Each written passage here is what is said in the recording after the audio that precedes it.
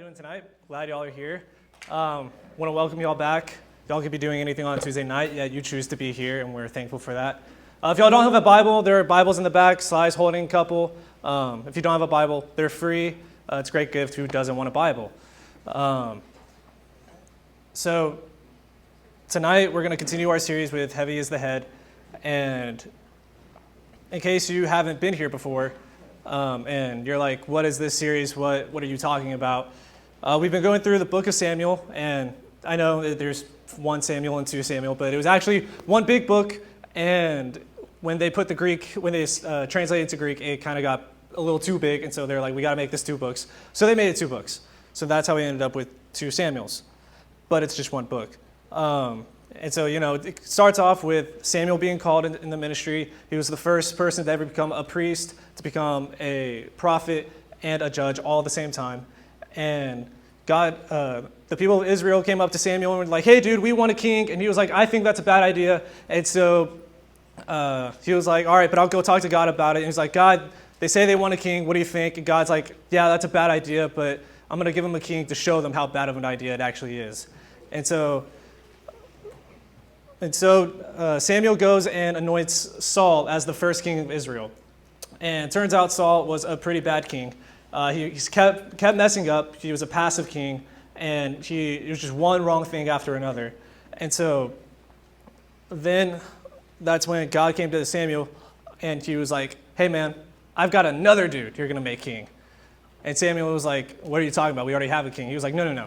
But this guy is a man after my own heart, and his name's David, and I want you to go anoint him. So he did, and then we know what happened to David. He fought Goliath. He became really famous and popular. Everyone loved David, and everyone kind of forgot about Saul, and that made Saul quite jealous. And so what did Saul do? He was like, I have a solution for this. How about let's kill him?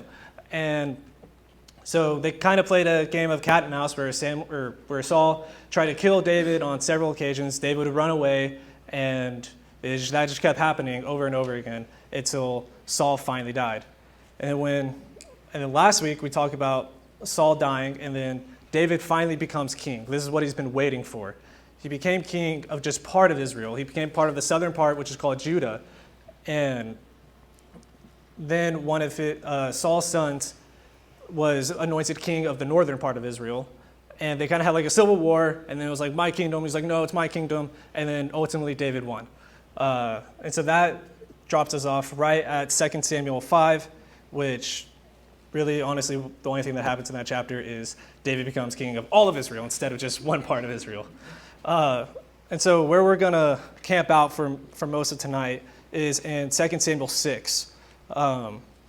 Because it comes right before 2 very important chapters in this story where David and God make this covenant. It's called the Davidic covenant, where he says he'll establish David's throne forever. And really, that's a messianic text. It's talking about the coming of Christ and how the Messiah will come through the line of David. And then right afterwards, that's when David shows his kindness to Mephibosheth, who is another one of Saul's sons. And those 2 chapters get talked about a lot, but chapter 6 really gets skipped over. They think it's just some kind of formal, thing that happens that David does when he's king. He's like, oh, this is just what you do when you become king. But it's much more than that. And this chapter really is all about the reverence of God. And it's all about how our reverence for God will help us see God rightly. So we're going to talk about 3 things tonight. When we revere God, we have a proper fear of him. When we revere God, it will lead us to worship him. And then when we revere God, we are unashamed of our faith. So let's talk about that first one. When we revere God, we have a proper fear of him. So if y'all look at verse 5, it says, and David and all the house of Israel were celebrating before the Lord with songs and lyres and harps and tambourines and castanets and cymbals. And when they came to the threshing floor of Nacon, Uzzah put his hand onto the ark of God and took hold of it, for the oxen stumbled. And the anger of the Lord was kindled against Uzzah, and God struck him down there because of his error, and he died there beside the ark of God. And David was angry because the Lord had broken out against Uzzah, and that place is called Perez Uzzah to this day. And David was afraid of the Lord that day. And he said, how can the ark of God, of the Lord, come to me? So David was not willing to take the ark of the Lord into the city of David. But David took it aside to the house of Obed-Edom, the Gittite, and the ark of the Lord remained in the house of Obed-Edom, the Gittite, 3 months, and the Lord blessed Obed-Edom, all his household. So a lot happened in that chunk right there. But what really is important here is I want y'all to look at verse 9. It says, and David was afraid of the Lord that day because he struck down Uzzah just for simply touching the ark of God. And for those of you who might not know like what the ark of God is, it's the same thing as the ark of the covenant, but it's like, all right, what's the big deal about this thing? Why did he get struck down just for touching it? Like he was trying to, he thought it was going to fall off the cart, and so he just went to go help it, not fall off. So what's the big deal? Well, the deal is this ark is very holy. When the ark of God was made, the Israelites were given very specific instructions on how to move it and how to take care of it. It was supposed to be carried with these really long poles by a specific group of Levites, and Levites were a tribe of Judah, and they were the only priestly tribe. This is where all the priests came from, was this one tribe of Judah. And so they were very important. And then out of the Levites, there was a specific group of them called the Kohathites, and they were the ones who dealt with the ark. And they were the only ones God allowed to deal with the ark. And the way that they were supposed to move this were on these long poles that would rest on their shoulders and they would carry it. But the Israelites and David decided to just throw it onto a cart, and without the Kohathites there to guide it. And then at the very end of all these long list of instructions of how to take care of this ark, God tells Israel, all of Israel, do not touch it, because if you do, you'll die. However, we obviously saw that David ignored all of this and was just like, hey, let's go grab this ark. We're going to put it on this cart. We're going to take it, and it's all going to be great. We're going to dance. We're going to sing. It's going to be a great old time. And then Uzzah died because they did not revere this ark in the way that they should have. The ark is, in this time, it was where God resided on earth. His presence was inside of this ark, and they did not revere it the way that they should have. They thought it was just some religious symbol or some superstition like Saul did before him. Because I don't know if y'all remember, but Saul, he would take the ark from battle to battle just as like a good luck charm. And that's kind of what David is starting to do here. He didn't see it for what it really was. And David was reminded that day that God should be revered. God is so holy that we don't even deserve to be in the presence of him. Yet he's given us so much mercy and grace that we can stand before him now. And so David was reminded of that when he saw Uzzah struck down. But he had a different kind of fear than the fear that I'm talking about. The fear that I'm talking about is more of like a respect kind of thing. Like, kind of like how Steve Irwin had, like, do y'all remember Steve Irwin? Kind of like when he would go and like handle all these really dangerous animals, and you're like, dude, what are you doing? And he would kind of be like, I'm about to do a really bad Australian accent, so just bear with me. But he was like, oh, crikey, mate, like, look at this beard right here. But he would never get too close to freak it out. Oh, thank you. But he would never get too close to freak out this animal, right? He would always have this fear or respect for this animal to not upset it to where it would attack him, right? He handled it with great care. That's the kind of fear that I'm talking about right here. But David had a fear of like, crap, God's going to kill me. Like, I need to get away from this thing. And then we see how a godly man handles the presence of God. Because then we see in verse 11 that the ark of God was brought to a man named Obed-Edom. And this might just sound like a random name to y'all, but he was actually a Levite. He was a part of this priestly tribe of Judah. And which means he was more than likely a God-honoring man. He was living his life in such a way that was honoring to God, and he had this rightful fear of God. He respected God in a way that David wasn't. And so he welcomed the ark of God into his household. And it says in verse 11, because of that, or not verse 11, sorry. I misspoke. I'm on the wrong chapter. I'm sorry. Yeah, verse 11, I was right. Second guessing myself like that. It says that the Lord blessed Obed-Edom and all of his household because he saw God rightly. He revered God rightly. And so just like David saw the ark as just this kind of religious superstition thing that you do when you're king, in a similar way, a lot of Christians often do the same thing with prayer. We often take prayer very lightly, like praying before a meal. You do that just because that's what you grew up doing, that you're just told to do that before a meal, right? And so you just throw out an arbitrary prayer before you eat, and then you eat. Or maybe you have a big exam coming up that you forgot to study for. And so you're just like, hey, God, I need help with this exam. Like, can you help me? Can you help me pass? Or maybe you've got a job interview and you're really nervous about it, and you're like, hey, God, I really need to do well in this job interview because I need this job. I want this job. Or maybe if it's even a relationship that you're in, and you're praying, you're like, God, this relationship means a lot to me, and I really want this, so please bless this relationship. I need this relationship. And you're just doing this, and maybe you're just doing this for selfish gain now. So many people have lost this reverence for God. We've turned God into a cosmic butler, basically. Essentially, that's what we've done. We just come to God with this list of long demands that are just selfish. Lord, I want this, I want that, bless me for this reason. And we're not coming to him because we revere God for who he is. Yeah. We're not coming because he's the creator of the universe that wove us in our mother's womb and created us and gave us a savior. And we're not coming for worship. We're coming for a demand.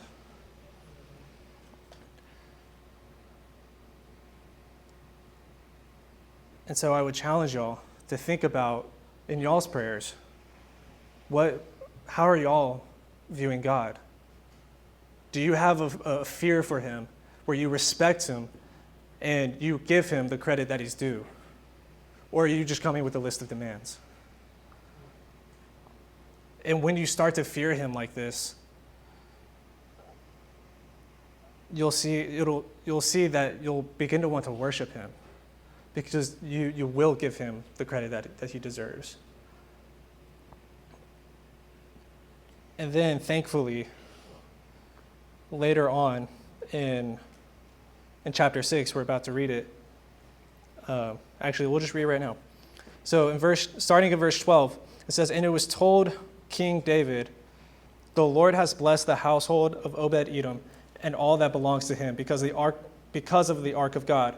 So David went and brought up the ark of God from the house of Obed-Edom to the city of David with rejoicing. And when those who bore the ark of the Lord had gone 6 steps, he sacrificed an ox and a fat animal. And David danced before the Lord with all his might. And David was wearing a linen ephod. So David and all the house of Israel brought up the ark of the Lord with shouting and with the sound of horn." You see, now when David heard about what happened with Obed-Edom and how he was blessed because the ark of God was there, it finally clicked in David's head. The Lord is still good. He's not something I should be totally afraid of, but I still need to respect him in the way that he deserves. And when David came to this realization, he was like, hey, let's bring this ark I'm ready. Let's bring it into the city. And when he does, it leads him to worship. It leads him to be the most worshipful, I don't even know if that's a word, the one who worships the most, that's what I'm trying to say, person in all of Israel. If y'all look in verse 14, it says, "And David danced before the Lord with all his might." And David was wearing a linen ephod. And that just might sound like, oh, David was just having a party, like a little dance party for God. No. When it says all his might, that means he was giving God everything in that moment. He was giving everything he possibly could. He wasn't just worshiping how so many of us do, in the middle of worship, oh, la, la, la, we're all just kind of stiff when we sing, But he was jumping around. He didn't care what others thought. And he did this because he saw God as worthy of worship because of the way that he revered him. And this whole part of like him wearing a linen ephod, that might just sound like, okay, why do I care what this dude was wearing when he was worshiping? That's actually a really important part that a lot of people miss, because this attire that he was wearing is not his royal robes. And he was wearing like what the other priests around him would have been wearing. And he did this so he can just worship as another Israelite, as your average Israelite. He's able to worship just like them without the spotlight being on him. Because when he wore those royal robes and those royal garments, the spotlight was on him. It was kind of hard not to see him in a room. But so he took them off and put on these other clothes so that wouldn't happen. And that was David humbling himself, so he was free to worship with everything that he had. And honestly, one of the best examples I've seen this in my life, I think of two people. And honestly, Michael, sitting in the back, he's one of them. The way that this man worships, it just brings a smile to your face. Like, Michael is over here jumping up and down. He's throwing up his hands in the air. He's on his knees because he doesn't care who's watching, because he's worshiping for the Lord and gives him the respect and the reverence that he deserves. And it's so inspiring to watch. I don't know, don't mean to put you on the spot, Michael, but like, I don't know if y'all have ever paid attention to Michael when he worships, when he's singing up here. But it lights a fire in you when you watch, because you could see that he's giving everything that he has in that moment to God. And then I think about my buddy Jaron that I met in San Antonio. When I was a part of crew, I knew this guy named Jaron. And whenever we would have worship nights, usually we would always start off with like hype worship music or like more upbeat worship music. And he'd be the one at the front, like right here, like jumping up and down, getting everyone into the worship. And he'd be the one having the most fun. He's giving his all. But then once it got serious and we got into the more serious worship, he'd be down here on his knees with his hands up in the air, worshiping, giving everything he can to Christ in that worship, because he sees God for who he is. He gives him that reverence that God deserves. And when I talk about worship, and it's not just this worship with song, but it's also worship in other things like evangelizing, just sharing your faith with the person sitting next to you in class or one of your coworkers, or even in prayer, or honestly, just the way that you act around people can be an act of worship. And so what's stopping us from giving our all to God when we worship? Why are we not giving our worship with all of our might like David was? What's stopping us? Maybe you're too afraid to worship this way because you're too caught up in what other people think about you. And I'm not going to lie, I used to be that way.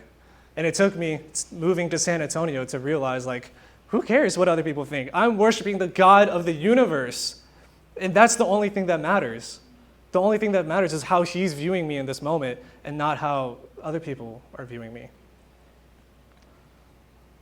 Or maybe you're not evangelizing to people because you don't want them to know that you're this weird Jesus person that, you know, all you want to do is talk about Jesus, and you base your life off of this dude who apparently died and rose again. Like, maybe you just don't want that enigma around you, which I'd ask you why. Why don't you want that around you? You know? And then when we talk about our actions can also be a form of worship. And so why are some of us leaving this building, leaving this area, and going in and cursing and making crude jokes with your friends or your coworkers? Why are we putting other people down? Why are we doing things we shouldn't be doing, right? And it's ultimately because we don't revere God the way that we should. Because if we did, we would never think to do any of these types of things. It would never cross our mind, because we would know the God of the universe, the Almighty God, El Shaddai, like that's what El Shaddai means, is Almighty, the Almighty One, is watching. And out of respect, we wouldn't want to do anything that goes against him. So we should live lives that honor him more, because why do we care about the world thinks? The world wants us to not live with reverence of God.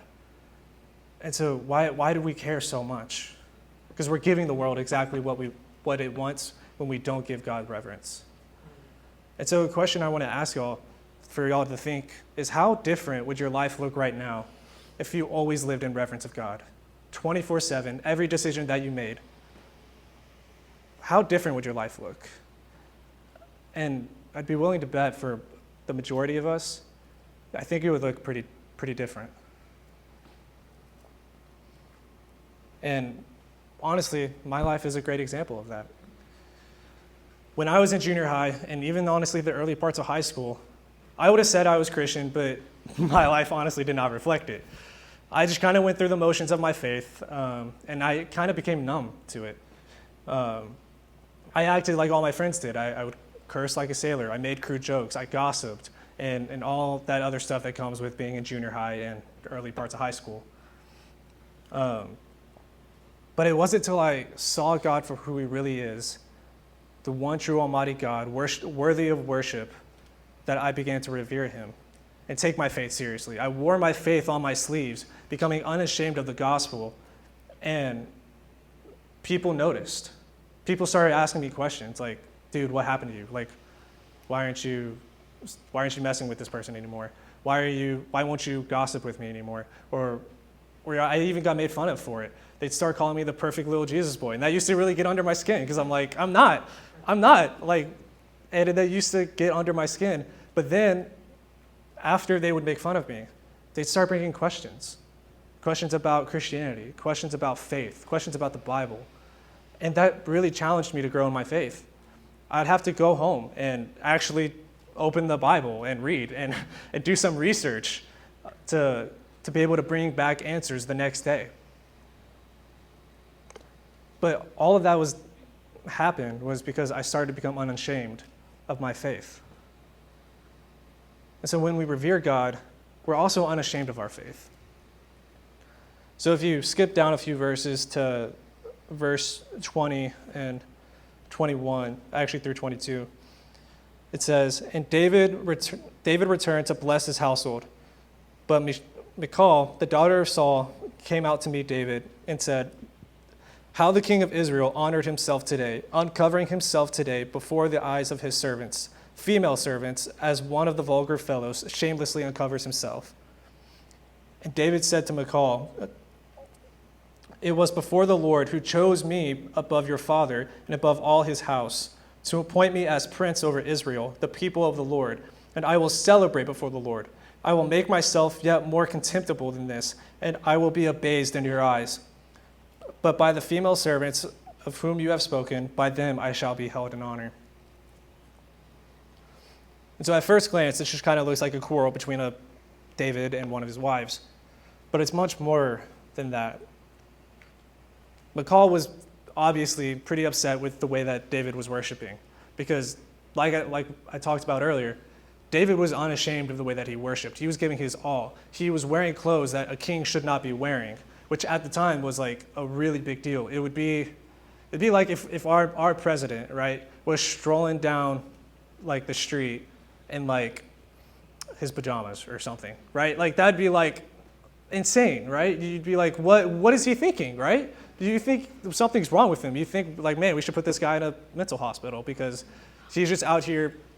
Well, he's just out here strolling in his pajamas, right? Like, or like in his tidy whities, you know? Like that's how she saw David when David was dancing. It could because of the things that he was wearing. And so she was mad that he was worshiping the Lord in the way that he felt called to. And then she even makes this claim to make David out to be this weird dude worshiping butt naked. But he wasn't. He was just wearing clothes that were not of royal status. But even if he were worshiping like butt naked, he was still doing it unashamedly for the Lord. And I'm not saying, I'm not going to go there. So, but then, in the next verse, we see David rebuke Michal. And we actually start to see, we get a good glimpse of how he reveres the Lord. Because when he's saying, like, oh, the Lord appointed me over the house of over Israel and over all these people above your father in his house, he calls himself a prince and says, and he doesn't call Israel his people. Normally, kings call the people in their kingdom their people, right? That's usually the type of language that's used when kings talk about the people living in his country. But not David. He said the people of the Lord. Because David, this is really subtle, but what David is doing here is saying these people are not my people. They're God's people. And that's David humbling himself and putting God, elevating God above him, above himself, and above all other things. Because he's saying, this is the Lord's people, the Lord of lords, King of kings. And so I'm just a prince.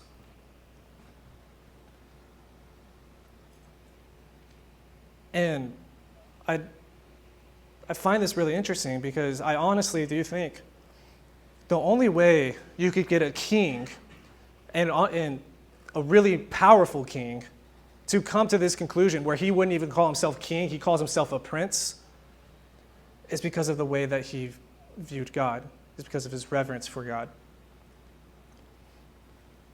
And then, to drive his point home even further, David went as far to say as he would make himself more contemptible and he would be abased in her eyes.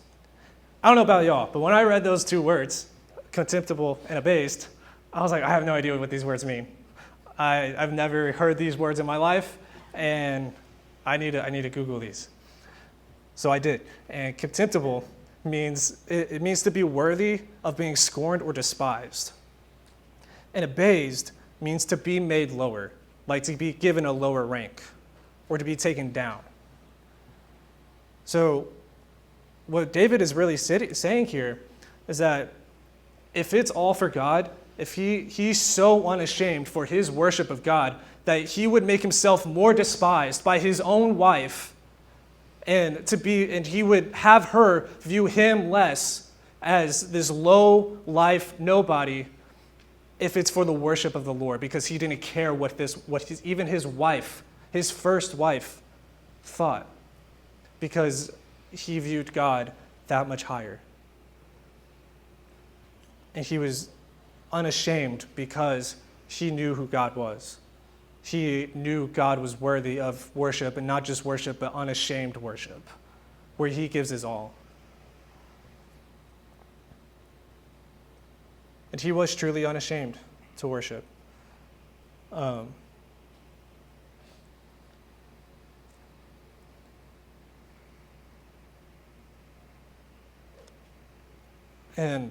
all these things that we talked about earlier with like the previous point about why are we acting these ways, right? Why are we cursing when we shouldn't be cursing? Why are we making these crude jokes? Why are we not evangelizing? And that's a form, all of those things could be a form of worship, but we're not doing it because we are ashamed of our worship. That's what it gets down to. But once we get to a place where we're unashamed, none of that matters to us anymore, of what people are thinking of us. Because there's a huge difference in not cussing because you just want to have a clean mouth, but not to cuss because Christ has transformed our minds to talk that way, to talk in a clean manner, and to tell others about him. And some people don't sleep around because they think it's wrong, it's morally wrong or whatever. They want to be seen as an upstanding person, but we don't sleep around because we believe that marriage communicates the holiness of God, and we share that with the world because we're transformed by God. And when we revere God and we're unashamed by our faith, we're going to tell everyone and anyone who's willing to listen about Christ. Because why wouldn't we when we're unashamed? When we're unashamed, we have nothing holding us back to go and tell everyone to the ends of the earth about Christ. And I want you all to turn y'all's Bibles really quick to Romans 1. Oh man, I messed up my Bible. Romans 1, and as I flip there, I'll tell y'all the verse once I get there, keep y'all in a little suspense. I keep passing it, man. But Romans 1 verses, I'm almost there, I promise. I think I passed it again. Well, I know, I just keep flipping too far, like too many pages at the same time. Yeah. So Romans 1, 16 through 17. For I am not ashamed of the gospel, for it is the power of God for salvation to everyone who believes, to the Jew first and also to the Greek. For in the righteousness of God is revealed from faith, for faith, as it is written, the righteous shall live by faith. So when we are living these righteous lives,